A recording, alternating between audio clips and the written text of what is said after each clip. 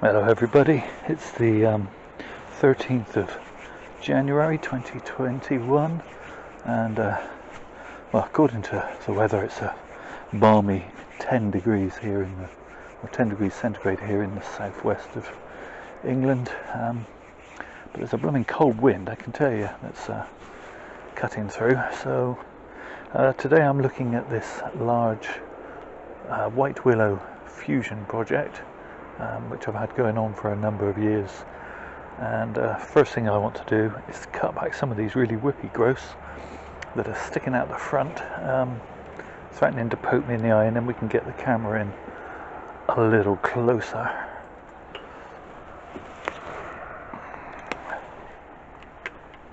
So I just cut those back roughly, just so I don't get poked in the eye.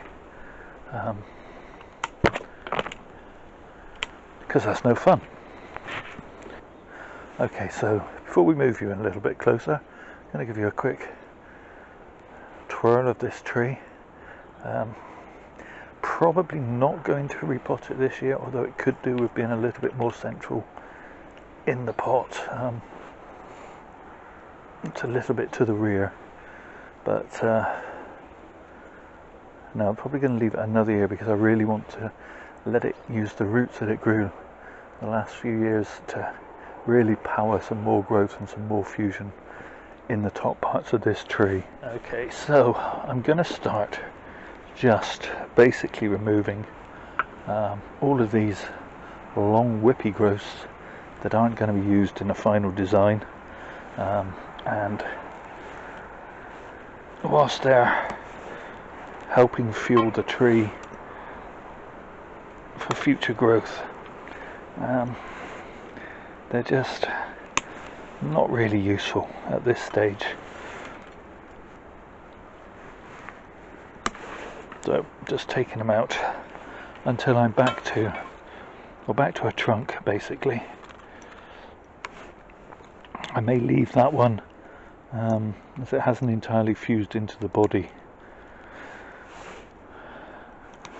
For some reason a lot of these are fused at the top, but they haven't fused lower down, which is a bit of a problem, but as the trees go, they can't go anywhere in the ground, and they can't go anywhere at the top here where it is actually fused, which I'll show you properly in a minute. So realistically speaking, they can only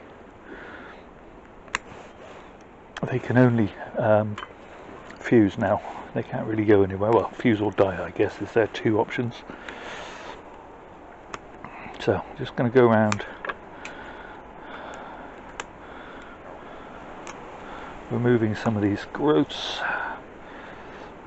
And this will set the tree up for spring.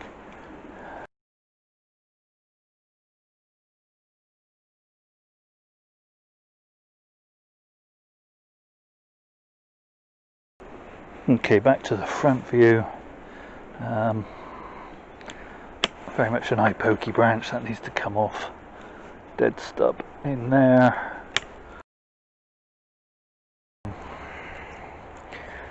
Again, where some of these haven't finally fused in, I'm not going to cut right back to a trunk. I'm going to leave a bit of a stub, just so they don't pull out of the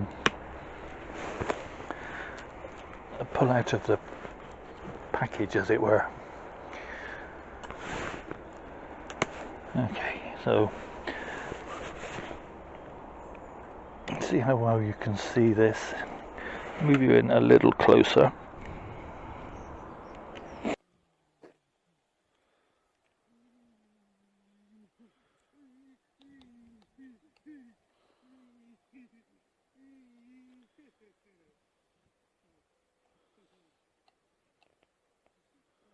I'm afraid it's a really gloomy day and the light isn't as good as I would have liked,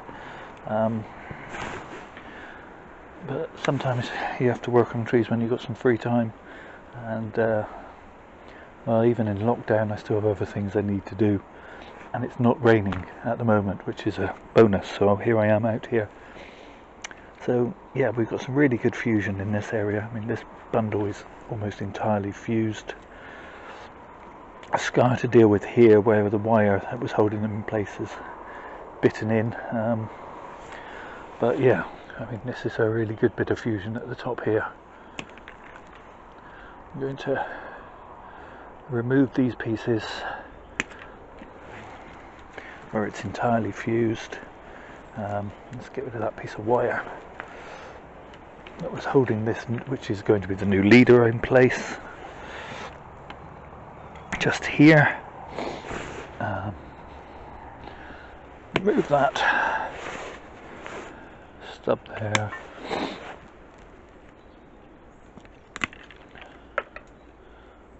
Dead stub.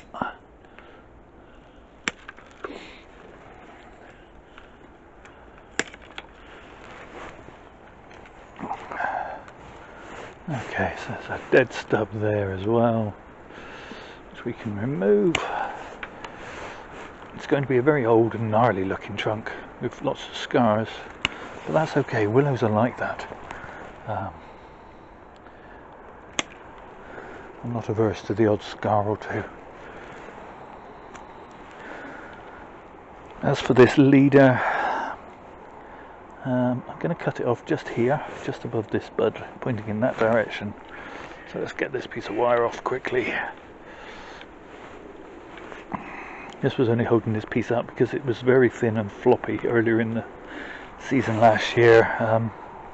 I just wanted it to go in a more upright direction. So I'll take that just above, leave a little bit of a stub in case of dieback. Okay, so let's move it round.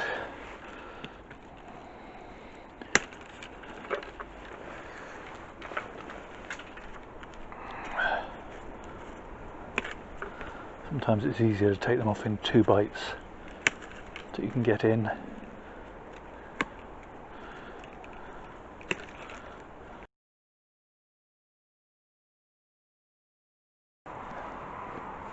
Okay, so I've cut all of those growths back, or the majority of them.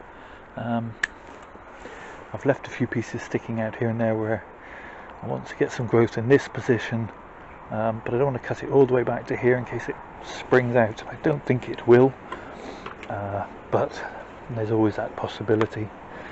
Just to give you a clue on the size of this trunk, when it's finally fused, it's, you know, there's a full-size soft drinks can to give you an idea.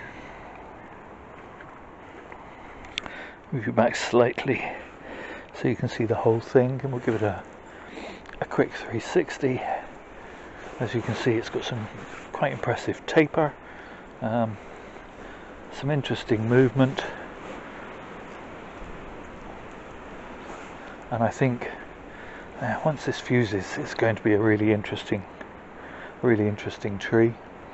We've got a couple of dead pieces in here, but I think they're too embedded in the tree to actually get out. I'm going to have to rely on nature taking its course to an extent, and hopefully, you know, as those pieces decay, these other pieces will fatten and fuse around them. There is a wire frame inside this tree, but otherwise it's going to be a hollow in there, so if I end up with a hollow trunk and that's a gap there, then that's what I'm going to end up with, and I can live with that. I'm going to remove this grafting tape because I'm worried about rot behind it, and I'm not sure it's actually doing anything now. If anything, there seems to be a few things seem to be springing a bit loose, so I may redo this in the spring, but for now I'm going to let the tree breathe. Like I say, I do worry that moisture can build up behind this tape, which could lead to some increased rot, which I wouldn't want. And see, this piece has sprung out, so yes, I am going to have to redo it in the spring, but that's okay. I probably won't even bother videoing that. That's going to be a 5-minute procedure just to pull these pieces into place and hold them there whilst the tree carries on growing around. So yeah, a couple of little dead pieces there.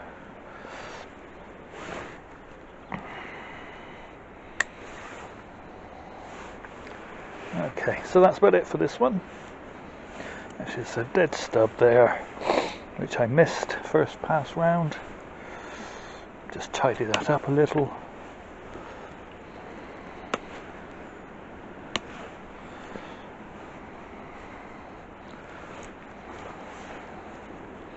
There, that's better. Okay, there we go.